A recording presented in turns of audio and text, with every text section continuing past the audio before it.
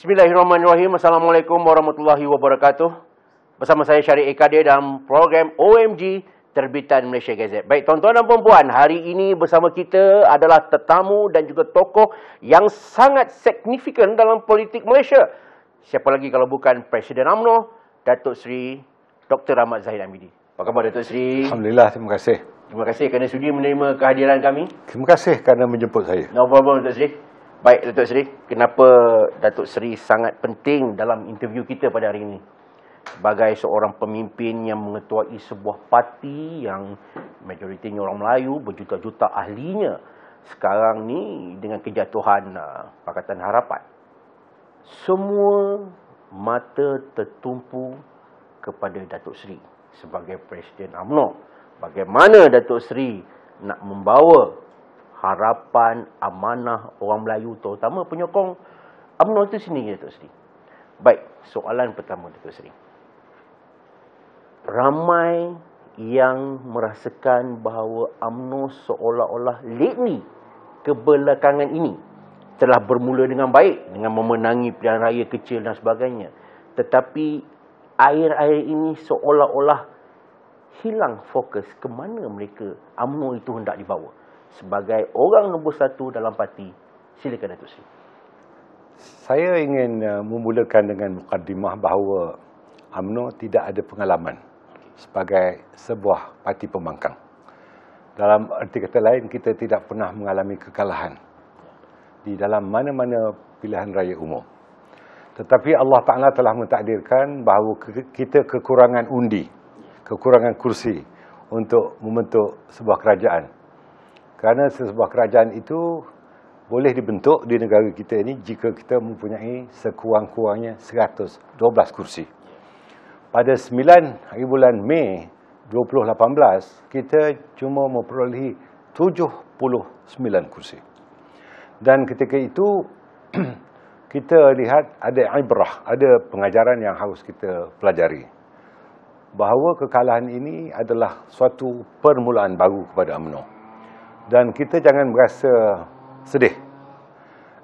Ada sebuah buku yang ditulis bahawa la tahzan, don't be sad, jangan sedih. Kerana ibrah amat penting di dalam mana-mana organisasi, apatah lagi organisasi politik.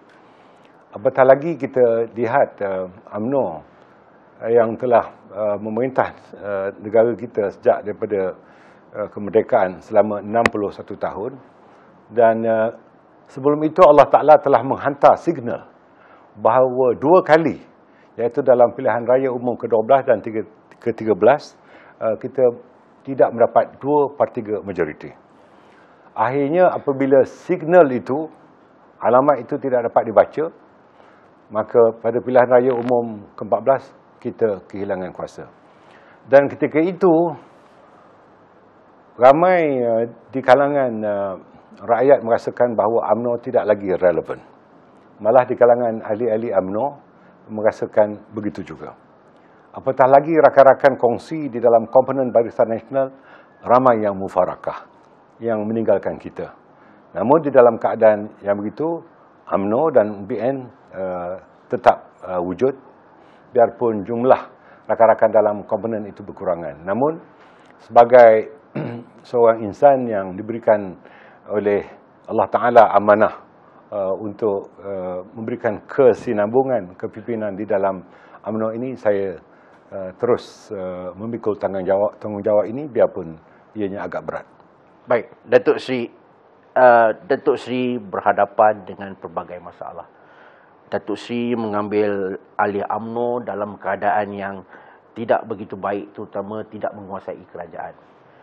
Datuk Seri juga berhadapan dengan kes mahkamah Datuk Seri.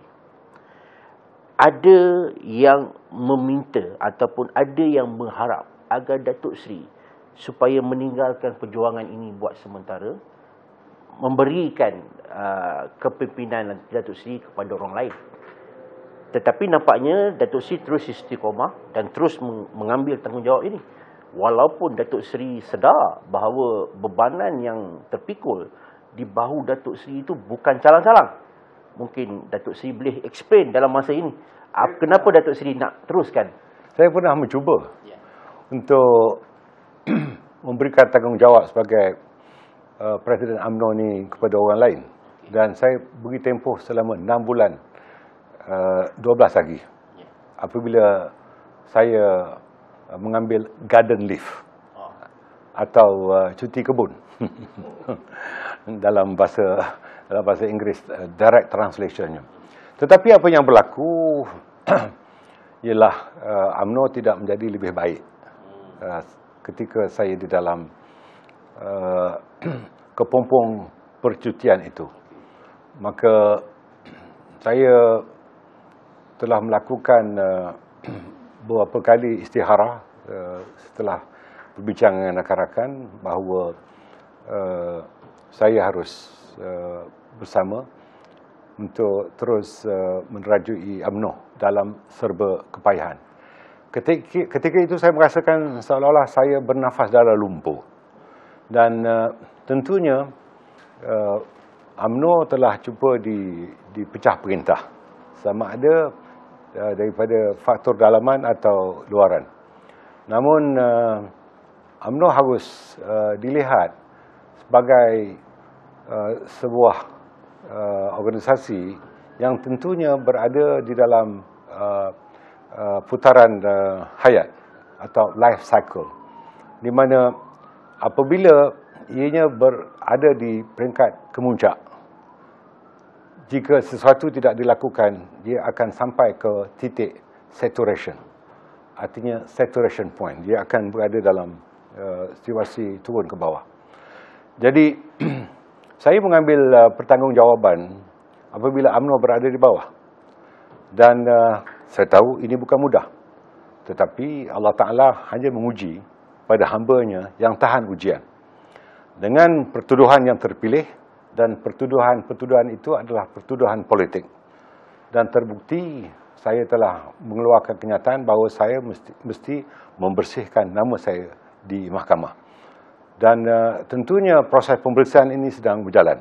Dan tarikh-tarikh perbicaraan itu telah ditetapkan hingga bulan Mac tahun hadapan atau mungkin lebih panjang daripada itu, kerana ianya terkendala disebabkan oleh PKPB. Dalam situasi itu UMNO harus terus hidup. Dan kerana ini adalah satu amanah yang pada hemat saya adalah satu ujian yang Allah Ta'ala berikan pada saya. Kerana situasi UMNO ketika kita menjadi kerajaan dengan ketika kita menjadi pembangkang tentu berbeza dengan ketika ini kita menjadi sebahagian daripada kerajaan. Dan saya sendiri tidak menjadi sebagai anggota pentadbiran dalam kerajaan. Oleh yang demikian, beberapa penyesuaian harus dilakukan. Dan tentunya saya amat menghargai rakan-rakan saya, bukan saya dalam majlis tertinggi, juga pengurusi-pengurusi perhubungan negeri, ketua-ketua bahagian. Yang penting ialah ketua-ketua cawangan yang terus menghidupkan UMNO, di mana kita mempunyai lebih daripada 21,500 cawangan UMNO seluruh negara dan 191 bahagian-bahagian di seluruh negara. Dalam keadaan UMNO diterjah daripada beberapa sudut, tidak ada pun sebuah atau satu bahagian yang terbubar. Dan daripada 21,500 tidak ada sebuah cawangan pun terbubar. Artinya UMNO ini adalah sebuah parti akar umbi. Dan apabila akar tunjangnya kuat, maka akar-akar rambutnya turut memberikan dukungan kepada akar tunjang ini. Apatah lagi pokoknya, biarpun pokok tua, tetapi pokok itu ditunjangi oleh akar-akar tadi, dahan-dahannya terus merimbun. Dan asalkan tidak ada gangguan, terutamanya mereka yang meletakkan baja yang lebih pada pokok tua itu. Apabila baja terlalu lebih, pokok itu akan mati sendiri. Dalam situasi yang begitu, saya sedar bahawa baja tidak ada, air tidak ada, tetapi pokok harus terus hidup kerana sumber air ada di bawahnya, iaitu akar umbi. Oleh demikian, ibrah yang saya perolehi memperlihatkan bahawa saya harus memberikan semangat pada rakan-rakan saya terutamanya kepimpinan di akar umbi dan di kalangan ahli-ahli.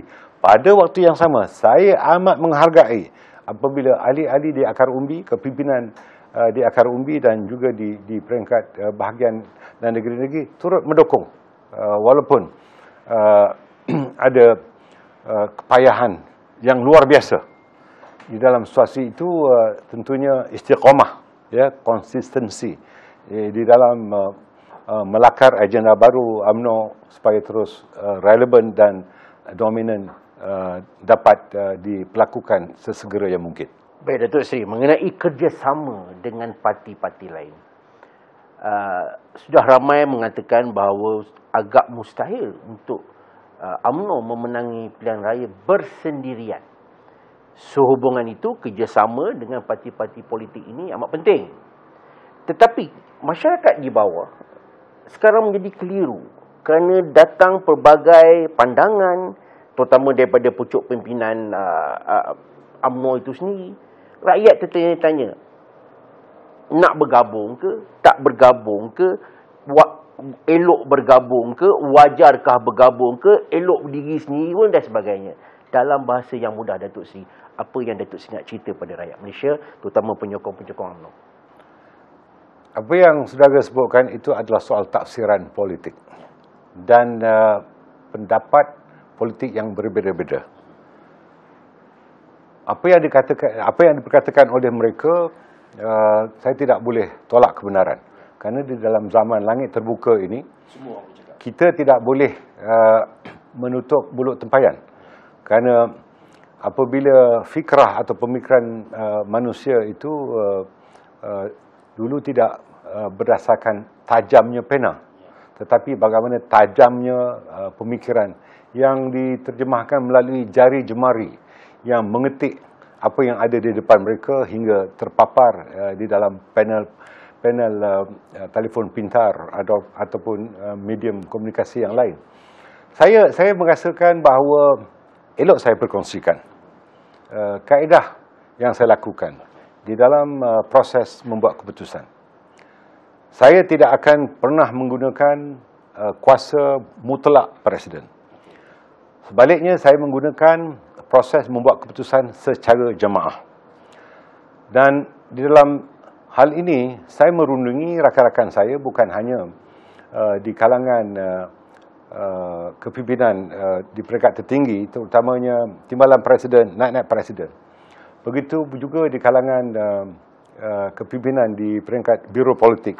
Selain pada 5 orang yang ada dalam kepimpinan utama, saya juga berbincang dengan rakan-rakan di kalangan pemegang-pemegang utama di dalam UMNO, termasuk Setiausaha Agung, Ketua Penerangan, Bendahari, Ketua Wanita, Ketua Pemuda, Ketua Puteri, dan saya mengambil satu langkah menjemput turut hadir semua pengurusi perhubungan seluruh negara untuk bersama-sama dengan saya supaya saya dapat menggali pendapat dan pendirian mereka.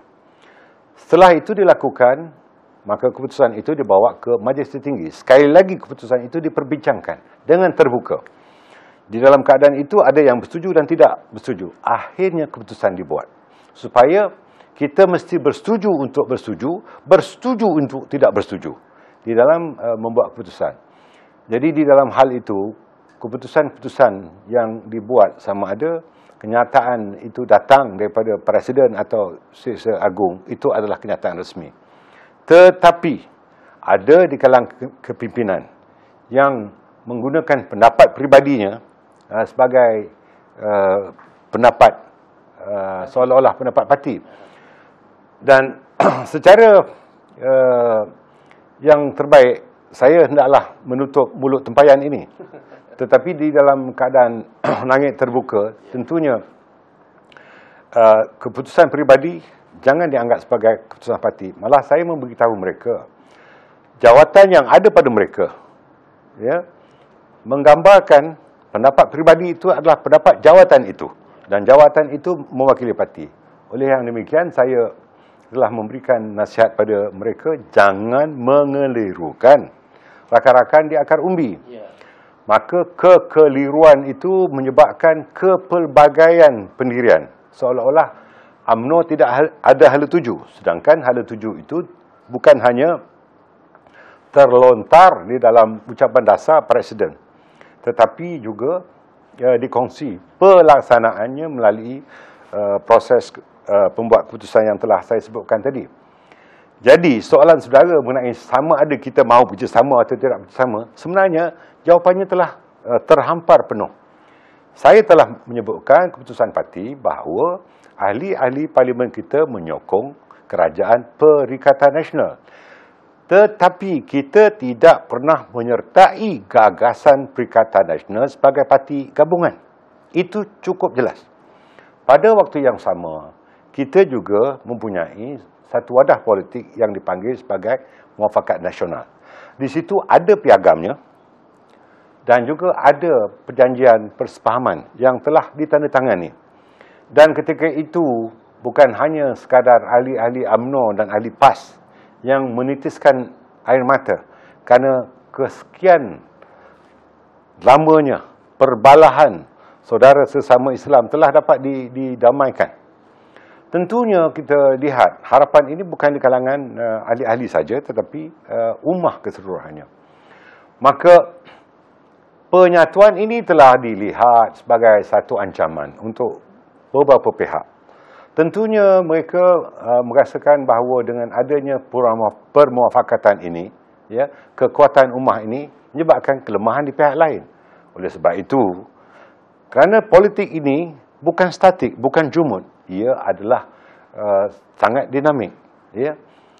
Pihak seteru kita mesti mencari jalan, cara taktikal dan cara strategi untuk memusnahkan penyatuan ini. Bukan saja daripada luar dan cuba dipecahkan dari dalam. Pecah dan perintah, divide and rule yang berlaku. Maka di dalam keadaan itu, apa yang telah diputuskan di dalam mesyuarat terakhir Muafakat Nasional minggu yang lalu, kita mahu mendaftarkan Muafakat Nasional untuk kita formalisekan. Bukan hanya sekadar penyatuan ruh atau semangat, tetapi penyatuan dari segi politik pendaftarannya. Apa telah kita putuskan?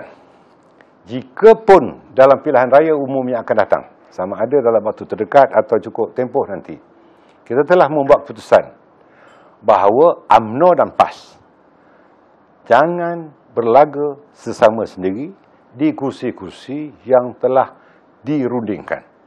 Keduanya, kita akan menggunakan lambang masing-masing, asalkan kita tidak berlaga sesama sendiri. Dan yang ketiganya, jentera di peringkat bahagian atau kawasan parlimen ataupun kawasan Dewan Undangan Negeri. Chemistry mesti diwujudkan dan telah terwujud, terbukti dari kemenangan 7 PRK, pilihan raya kecil yang lalu, di mana kemenangan atas nama Barisan Nasional tetapi didokong oleh Muafakat Nasional dengan kemenangan 7-0. Dan ini tentunya satu pembuktian bahawa biarpun ada usaha pemecahan dari dalam dan luar, tetapi saya telah menyatakan kita mesti bersetuju untuk tidak bersetuju. Bila sesuatu keputusan dibuat oleh pihak parti, semuanya turun ke bawah untuk menggerakkan jentera dan mereka terlibat secara langsung. Itu telah jadi sejarah. Tapi kita harus ingat, ya, ada kemungkinan ada pilihan raya kecil di Gerik, ya, dan untuk Batu Sapi daripada awal lagi saya telah membaca keputusan saya selaku pengurusi Barisan Nasional, kita tidak akan meletakkan calon. Akhirnya Suruhanjaya Pilihan Raya telah membuat keputusan bahawa oleh kerana Batu Sapi merupakan satu zon merah, maka pilihan raya kecil tidak diadakan. Artinya bahawa di dalam menterjemahkan sistem demokrasi, kita harus melihat sistem yang ada masih tertaluk kepada perundangan di negara ini.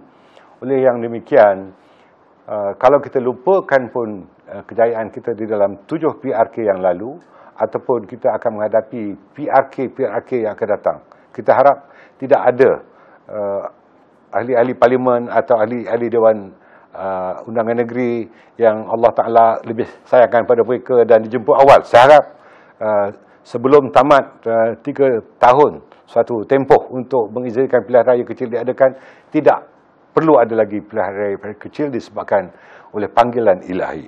Oleh demikian, kita amat mengharapkan bahawa pilihan raya umum diadakan dalam tempoh terdekat atau cukup tempoh, kita harus bersiap siaga. Dalam hal itulah beberapa perubahan telah kita lakukan, antaranya menterjemahkan jawatankuasa perunding. Bukan hanya soal kursi, tapi saya luaskan skopnya untuk perundingan dalam soal-soal prinsip dan operasional. Malah saya telah melantik seorang pengarah pilihan raya. Ya. Biarpun ketua pengarahnya saya sendiri dan timbalan ketua pengarahnya ialah timbalan Presiden Parti. Tetapi kita dapat menjalin kerjasama dengan baik. Malah kita telah memberikan TOR atau Term of Reference kepada pengarah pilihan raya agar dua isu utama, iaitu soal dasar atau polisi dan juga soal operasional, diikuti sepenuhnya agar jentera kita dan soal bagaimana pelaksanaan operasional pilihan raya ini dapat diadakan. Jangan lupa bahawa kita juga akan bekerjasama dengan parti-parti yang lain, sebab saya merasakan bahawa kita tidak boleh berada di dalam pemikiran dan pendekatan silo, dan tentunya ini adalah satu realiti politik di mana kebersamaan dengan parti-parti lain amat didambakan dalam menghadapi PRU yang ke-15 nanti, insyaAllah. Baik, soalan yang sangat ditunggu-tunggu ketika ini iaitu mengenai pendirian UMNO ni. Apa pendirian UMNO sebenarnya tentang belanjawan 2021? Baik, soalan pertama Datuk Seri, sejauh mana ketegasan UMNO dan Barisan Nasional dalam tuntutan belanjawan tersebut, Datuk Seri? Sebagai seorang orang ni, Datuk Seri ni banker ni, kan, memang orang tahu, memang ada background ekonomi dan sebagainya. So kita nak tahu bagaimana Datuk melihat dan apa pendirian UMNO dalam hal ini. Pendirian UMNO terpancar dari dua kenyataan yang telah dikeluarkan. Satu, kenyataan oleh Setiausaha Agung UMNO sendiri yang menyatakan bahawa ahli-ahli Parlimen UMNO akan menyokong belanjawan ini jika dua syarat utama dipenuhi. Saya juga selaku pengerusi Barisan Nasional telah mengeluarkan kenyataan yang lebih memperincikan bahawa kita akan menyokong belanjawan itu dengan meminta supaya soal moratorium dan pengeluaran akaun nombor 1 KWSP dapat dipenuhi. Pada waktu yang sama, saya juga selaku pengurusi Barisan Nasional telah mengutus surat kepada Yang Amat Berhormat Perdana Menteri menyatakan keputusan yang telah dibuat oleh parti. Dan respons daripada dua kenyataan itu dan surat yang telah saya utus kepada Yang Amat Berhormat Perdana Menteri, saya dapati Menteri Kewangan sangat terbuka dengan bukan hanya mengadakan perbincangan bersama dengan ahli-ahli Parlimen UMNO dan Barisan Nasional. Bukan hanya terdiri daripada penyokong-penyokong kerajaan, tetapi turut melibatkan menteri-menteri, timbalan menteri dan ahli-ahli Parlimen yang lain.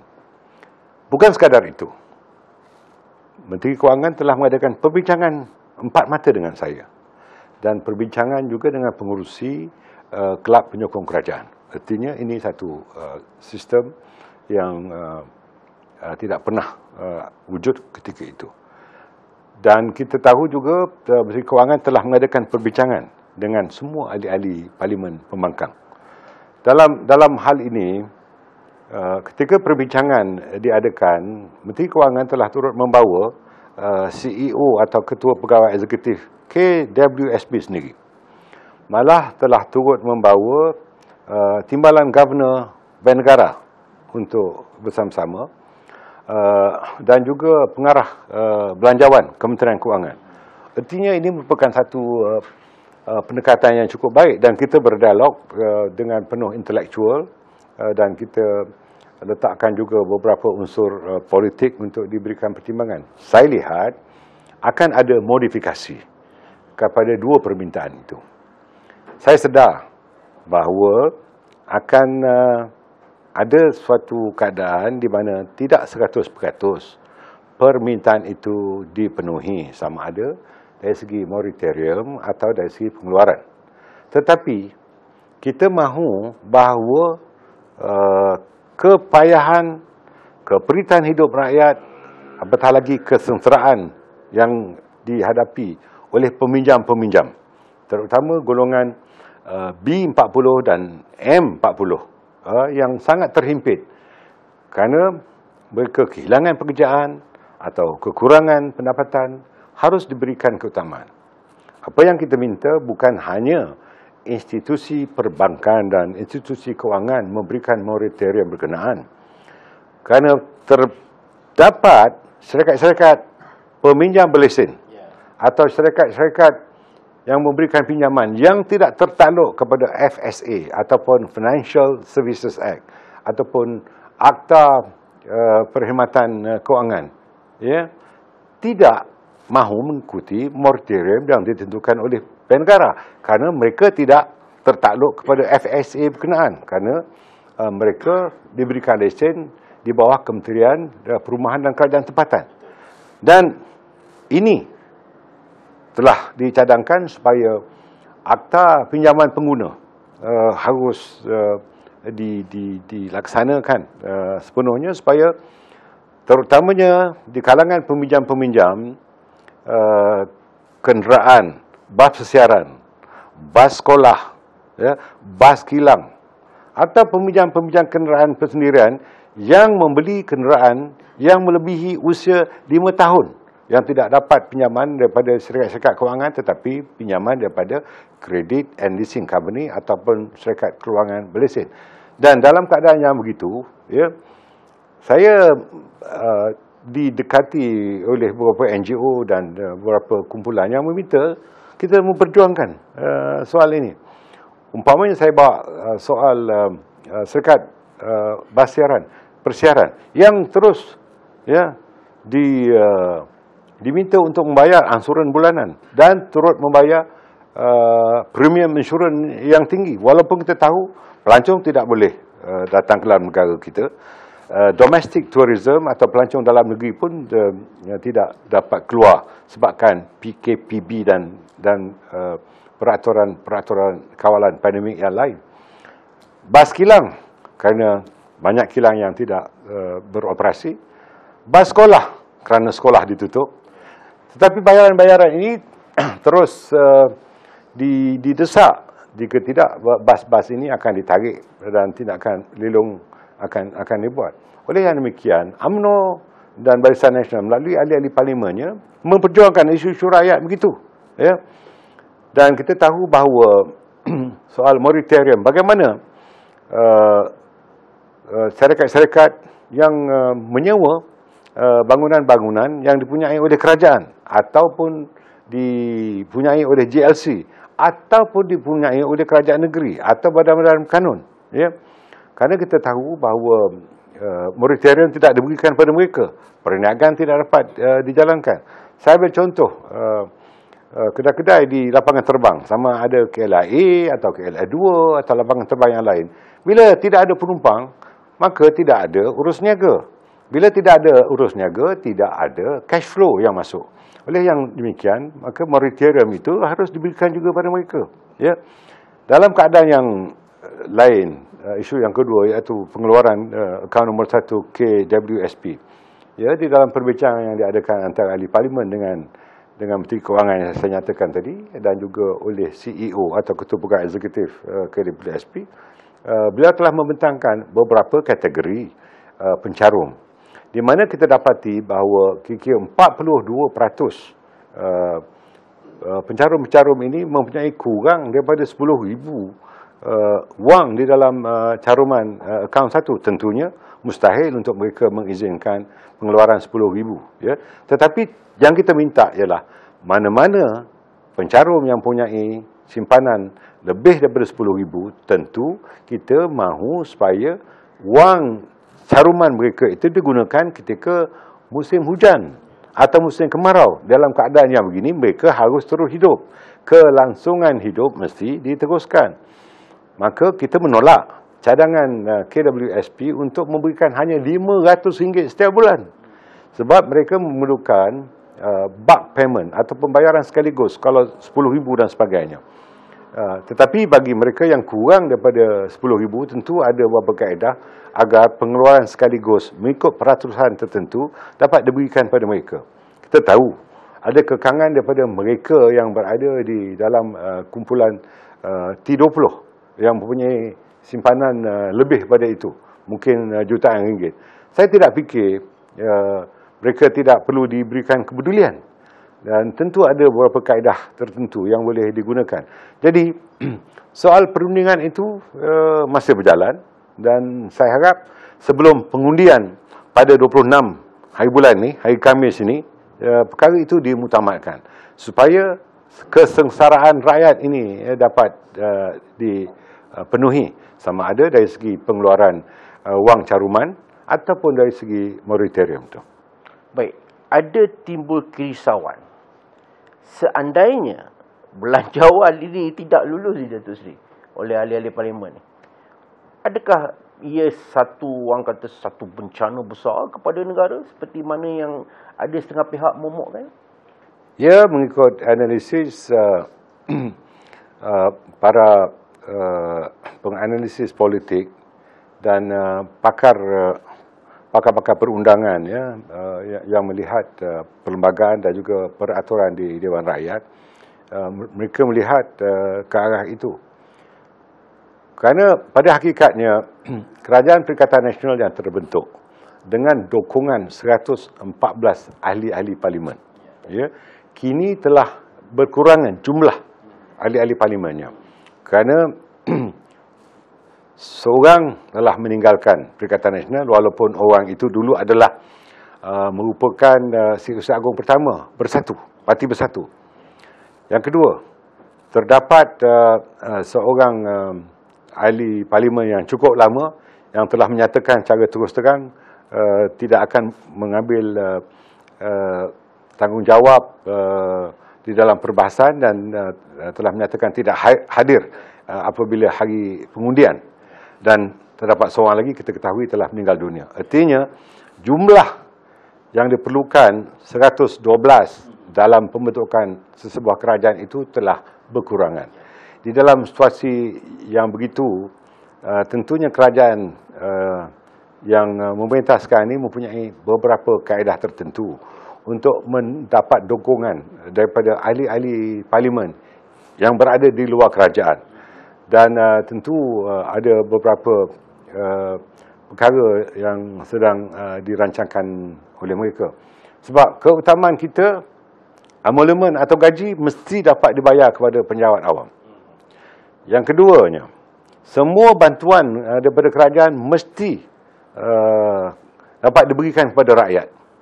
Dan yang ketiga, semua projek-projek yang diberikan keutamaan pada rakyat yang akan mendapat faedah dalam tempoh tahun 2021 mesti dilaksanakan. Soalnya bagaimana perkara ini boleh diatasi?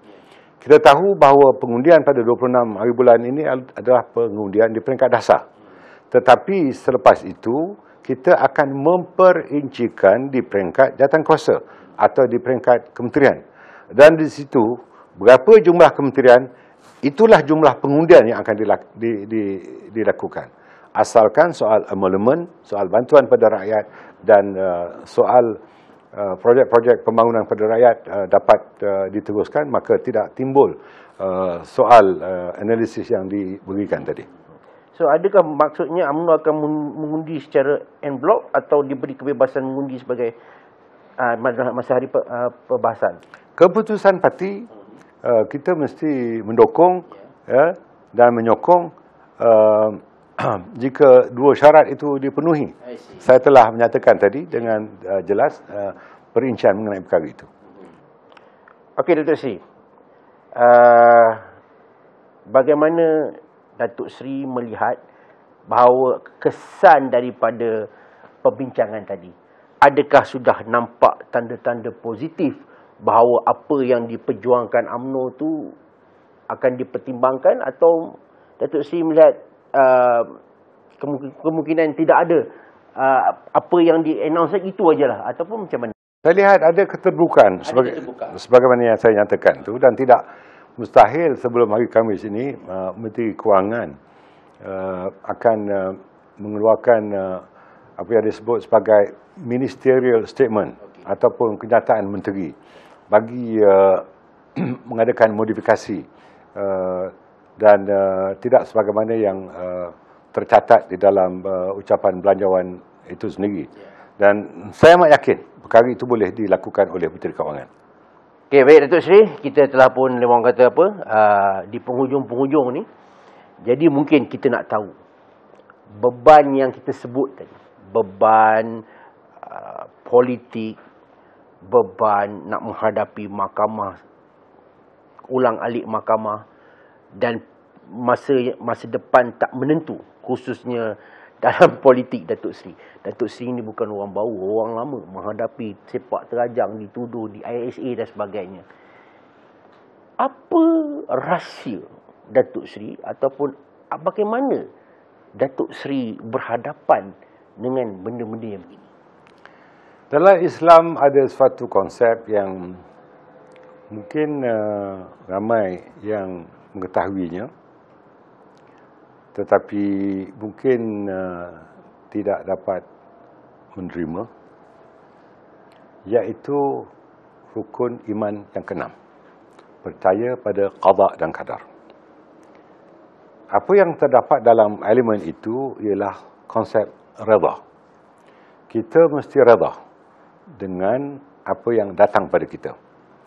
Kalau konsep redha itu sebagai satu tasawuf ada pada diri seseorang Muslim, maka kita mesti menghadapi keadaan itu dengan penuh kepercayaan bahawa Allah Ta'ala tidak akan menguji seseorang hamba-Nya jika hamba itu tidak tahan dengan ujian itu.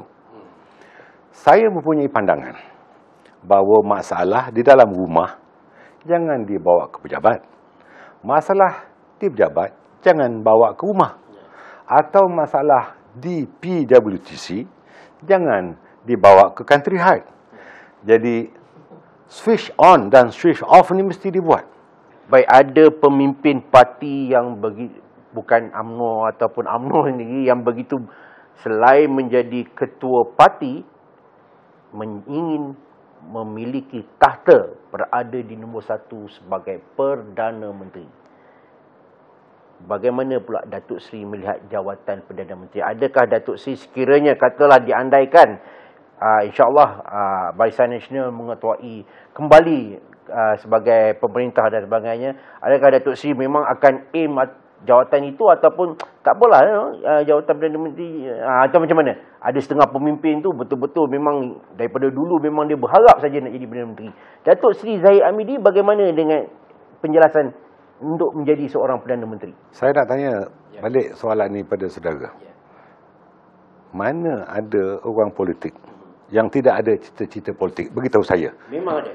Walaupun orang tu hanya seorang NGO, dia nak juga mengharapkan supaya bertanding di kawasan tertentu. Okay. Betul tak? Betul. Itu bukan orang politik. Pemimpin NGO. Yes. Ya, yang bantuannya diberikan cara ikhlas. Yes. Kita lihat sambutan rakyat bagus. Yes. Mesti ada cita-cita politik. Dan mesti mengharapkan. Mesti ada. So dalam situasi yang begitu, ya, bukan di kalangan pemimpin UMNO saja. Pemimpin pembangkang pun ada yang bercita-cita untuk duduk sebagai orang nombor 1 dalam negara ini. Tetapi realiti politik harus diakui. Sama ada kita boleh command the majority, ataupun kita melakukan gabungan supaya kita boleh command majority. Artinya, ya, jika parti kita kecil, umpamanya parti itu cuma bermula dengan 6, umpamanya, ya, bila ada lariun, ya, atau muhajirun yang datang, maka parti itu besar pun tidak cukup. Tetapi dengan ada gabungan dan sokongan yang lain-lain, maka gabungan itu command majority, artinya mendapat majority yang lebih. Jadi kemustahilan tidak boleh ditolak di dalam menentukan sesuatu jawatan itu, tetapi mesti berlandaskan kepada realiti politik dan mengikut perlembagaan. Datuk Seri, kerjasama dengan parti-parti lain ni kita lihat orang UMNO ni dengan PAS okey. Tetapi dengan bersatu ni agak ada seolah-olah macam ada penolakan di situ. Begitu kita tengok PAS, dia tidak dapat menerima amanah. Tetapi UMNO, dia boleh terima orang yang pernah keluar daripada UMNO yang untuk masuk bersatu. Bagaimana pula itu? Saya telah menyebutkan tadi di mukaddimah wawancara ini bahawa parti itu tidak jumud, tidak beku, tidak statik.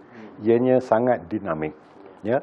Kedinamikan politik ini ianya harus dianalisis mengikut situasi atau situational analysis dilakukan, analisis situasi.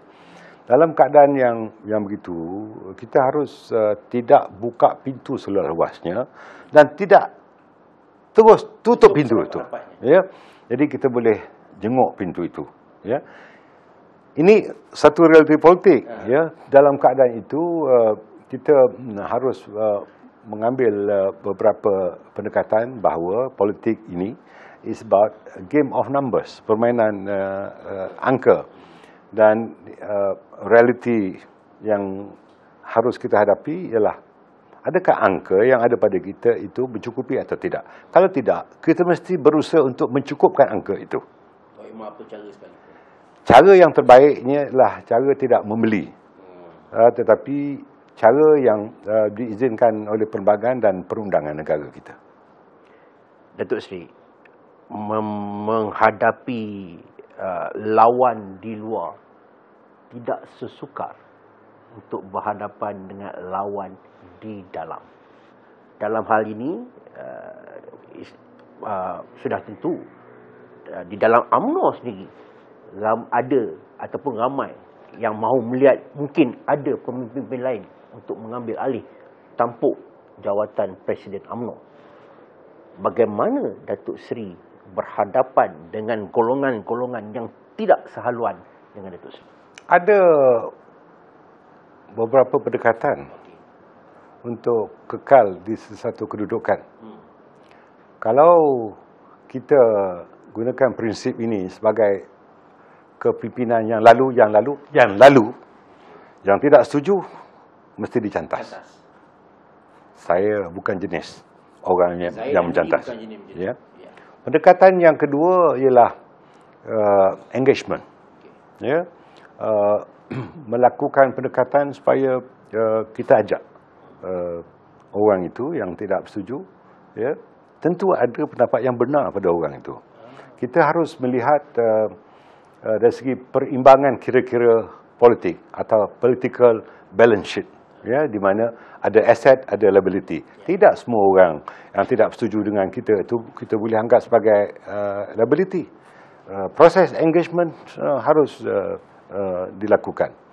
Pendekatan yang tiga ialah networking, iaitu satu pendekatan bahawa kita wujudkan rangkaian di kalangan para sahabat.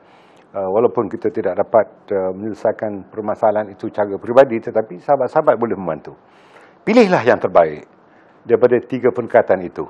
Dan jangan mengizinkan parti itu diharamkan dan menendang semua yang tidak setuju dengan kita. Kita tubuhkan satu parti baru, walau namanya lama, ada bracketnya di situ. Mana yang kita tidak setuju, orang tu ditendang. Saya tidak harus mengambil pendekatan itu. Saya ingin bercerita bahawa oleh kerana UMNO ini telah berusia, ya, hampir 75 tahun. Ya. Kita lihat kalau ada pertandingan tarik tali. Tali itu berusia 74 tahun. Kalau kita menarik tali itu terlalu tegang, tali itu akan putus. Bukan orang yang menarik di sebelah kanan dan kiri saja yang akan jatuh, tetapi tali itu putus. Di dalam keadaan itu, saya fikir yang terbaik ialah jangan tarik tali dengan tegang, supaya tidak ada yang jatuh. Kita jaga tali itu baik-baik. Kalau tali itu reput, mungkin kita boleh jahit semula, ya, ataupun kita boleh sulam supaya tali itu terus tegang, terus kuat, supaya tidak ada orang yang tarik tali. Dan tali itu boleh kita ikatkan penyatuan pemikiran yang dipanggil sebagai wahdatul fiqh, penyatuan pemikiran, wahdatul amal, penyatuan tindakan-tindakan kita untuk memperkukuhkan parti. Sekali lagi, ini bukan ilmu mantik, ya, tetapi ini adalah logika politik yang harus kita lihat supaya tali tidak putus dan tidak ada sesiapa yang terduduk kerana tali itu putus. Baik. Selama hampir sejam kita bersama Presiden UMNO, Datuk Seri Dr. Ahmad Zahid Hamidi, dan soalan terakhir Datuk Seri kepada ahli UMNO dan juga kepada 32 juta rakyat Malaysia yang nak tahu kenaan Datuk Seri. Hari ini mungkin kita bagi peluang kepada Malaysia Gazette, memberi peluang kepada Datuk Seri untuk menyatakan pada mereka siapakah Datuk Seri yang sebenarnya. Silakan Datuk Seri. Alhamdulillah, peluang ini cukup baik untuk saya penuhi, di mana sunatullah telah menentukan bahawa negara kita adalah negara yang bermasyarakat majmuk. Oleh yang demikian, kemajmukan ini harus diterjemahkan dengan berlandaskan kepada keindukan demografi, kependudukan negara kita. Mahu tidak mahu, asasnya pemerintah yang ada atau pemerintah yang harus ada mesti berlandaskan pada keindukan tanpa mengenepikan sunatullah yang telah saya sebutkan. Jika ini dapat kita terjemahkan dalam bentuk pentadbiran negara, maka akan terwujud keharmonian antara kaum, pelbagai agama, pelbagai budaya dan mengikut wilayah. Dalam keadaan itu cukuplah untuk kita terus bertelagah dan melayani perbezaan pendapat di kalangan kita, tetapi marilah kita sama-sama mencari titik persamaan di kalangan kita dan kita ketepikan titik perbezaan agar titik persamaan ini akan mewujudkan sebuah negara Malaysia yang makmur, rakyat sejahtera dan semua agama dapat diamalkan dan keharmonian negara ini dapat dipertahankan, insya-Allah.